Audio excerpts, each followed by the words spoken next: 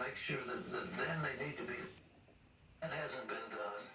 In Georgia, there's a ruling that says the Secretary of State was not able on his own to change the way that the election was to be conducted. It should be under the legislature. That's another challenge. And it just is amazing. But the thing that, I look back to the Nazis, the man who was in charge of. He said, if you tell a lie often enough, people will get. And I believe the fact that we keep calling.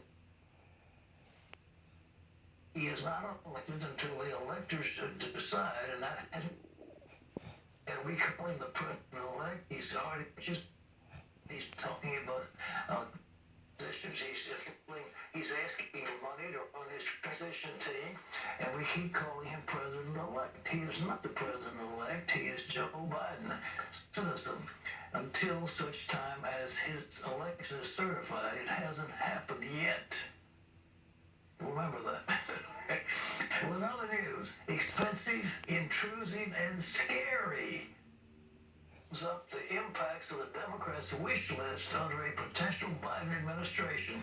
Just how far left would Biden himself go? George Thomas has more. Thank you, Pat. Hello, everyone. Joe Biden is naming cabinet secretaries on Tuesday. Word is out that he'll nominate Antony Blinken as Secretary of State. Blinken served as Deputy Secretary of State under President Obama. Some say if Biden takes office, his administration could be more radical than Obama's. Dale Hood has the story.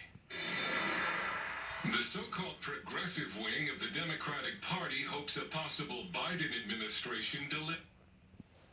Sanders, a young socialist honeymooned in the Soviet Union, says he expects to be happy with a Biden administration. Progressive agenda. I fully expect that the Biden administration will be advocating those proposals that they agreed to. And that should make conservatives concerned. Conservatives will find the wish list for the Democrats' agenda to be expensive, intrusive, and scary. Terry Jeffrey, editor-in-chief at CNSnews.com, Biden's campaign promises. He is proposing really to be a radical president. He's going to be far left. He's not a moderate in terms of the. As president, Biden has said he wants to turn the Roe v. Wade abortion decision into federal law and make it part of taxpayer-funded health care. He's promised to order insurance companies to cover sections.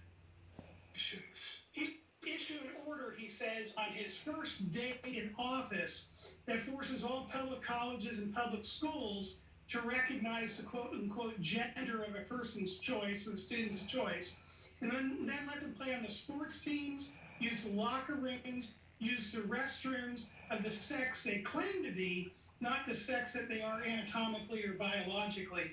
Biden wants to prohibit anyone convicted of a misdemeanor hate crime from owning a firearm. A misdemeanor hate crime in some states can simply strongly against the gay agenda. Biden's transition team leader for media, Richard Stengel, has said he wants to redefine freedom of speech and wrote in Post that he thinks hate speech should be made a crime. His possible choice for press secretary, Karine Jean-Pierre, has been described by the Jewish Voice as an anti-Israel radical. The election results are still being disputed, and Biden may much of anything through Congress, but he could do a lot through